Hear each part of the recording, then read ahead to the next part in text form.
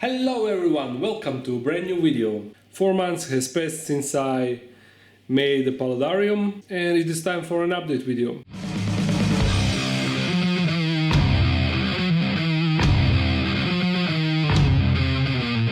First thing that you can notice is there is no more lake. There is still a waterfall running and I added rocks so it can drain to the bottom layer, and the function of the bottom layer is the same, but no more lake. So technically it is no longer a paludarium because there is no body of water. So now it's just a regular vivarium. It's not a problem, but the reasons why I did that: first, I had huge problem with humidity and the glass was getting foggy all the time. Second reason is I had a feeling that frogs really didn't have enough space because they were usually cramped over there, so this whole part was rarely used and they were just sitting there, or maybe here on the waterfall. So that's why I decided to fill it up so they can have more space. And now they are always here and always outside, which is really cool. Now the other changes that I did to the Paludarium, the Vivarium, I still have a bit too much humidity inside. That's why I installed this fan, but it is still not working because I still need a switch that reduces the spinning speed, because when you connect it to 12 watts like the LED lights are, then it spins too fast and it is too noisy. This is why I have this part lifted all the time, so there is more ventilation and more air coming inside, or exchanging, whatever. So once I get this running with the switch, then I will be able to fine-tune the cross ventilation to get the correct amount that I need.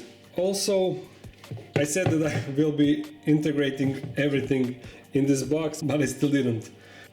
Lights, if you remember, lights were connected to my computer, and now I got this adapter that is also connected to this 24-hour switch, which automatically turns on and off the lights. So that is really useful. Once I integrate everything in this box, only one cable will go out and it will look much nicer than this. Oh yes, and I said that I will put a black tape over this area. I still didn't find the tape, but also I need to do that. Now to the vivarium itself. Now, as you can see, there has been a lot of growth in the vivarium, especially this plant. I already cut it once and now I need to cut it again. And look, it already has roots inside. Crazy plant. The bromeliads are holding excellently. This one even bloomed. It had flowers. And now it is growing another plant from the bottom. You see, it is going from the base of a plant and it is forming a new bromeliad. So that is really cool. I'm really super happy about it. You're eating. And you can see that I have this green moss or some sort of moss growing on its own, which is also nice. And here I have some moss that is growing, and here this one is growing all on its own, which is amazing. If you remember, I had an air plant here, and those two died really early on. I assume because there was too much humidity in the air. I'm not sure, but it is probably the reason. But everything else is growing perfectly fine. Now what I want is to add this little house for the frogs. I will bury it somewhere behind here. So quickly I will do that.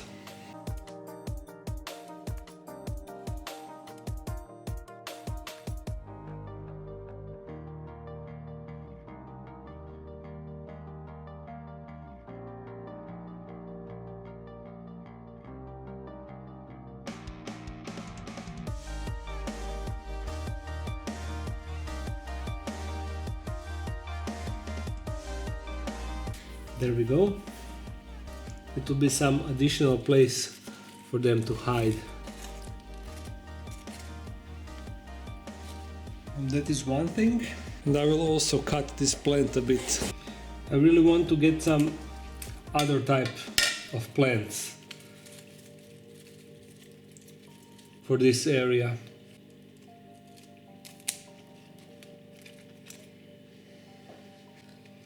I think I should remove this. Look how much roots it got. Crazy. So this area is more opened up now. That should be enough, I think, for now. So what I want is to have some different type of plants here, and maybe behind. And I need a bit more leaf litter to add here and here, generally. And yes, here you can see old exoskeleton of my Halloween crab. Now regarding the frogs, as you know, there is 4 of them, and with time I learned to distinguish all of them. I already named 3 of them, and 1 is still unnamed. There is Milanovic, Mai and Joker, and as I said, this one is still unnamed.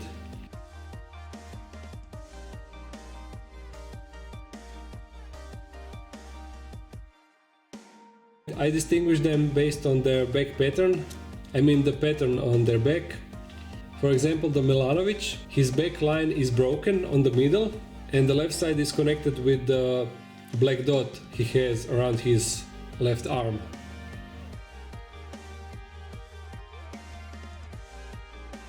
Joker, his back line is not broken, and his bottom part is forming almost like a question mark, so that's why the name Joker.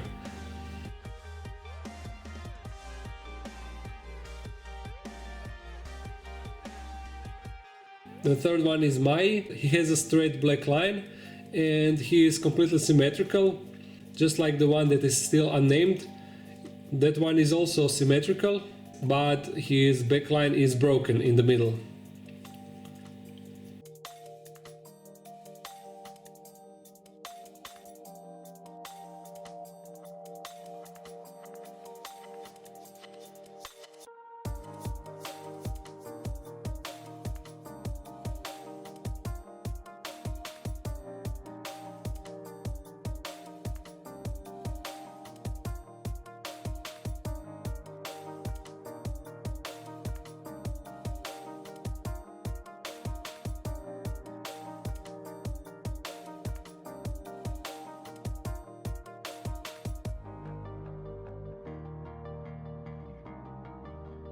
So yeah, that is basically how I distinguish them and how I learned to distinguish them.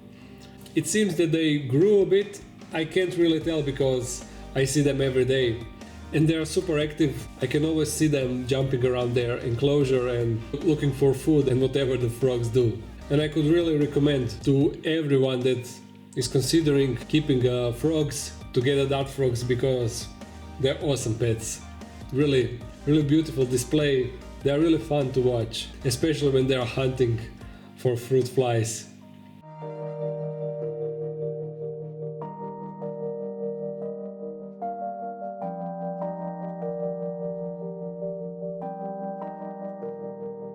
Oh yes, and I managed to make new colonies of fruit flies successfully, so that means that I won't need to buy any more colonies, which is great because fruit flies are also really good for feeding the tiny slings, tarantula slings that is. And that would be all regarding the Vivarium. Now I would like you to write your suggestion on how to name that 4th unnamed frog, and the one with most thumbs up will become its new name.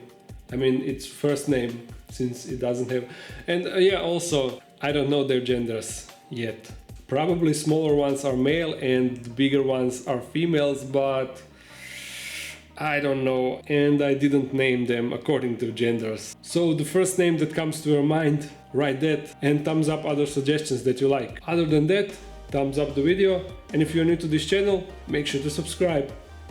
See you again next Friday. Bye.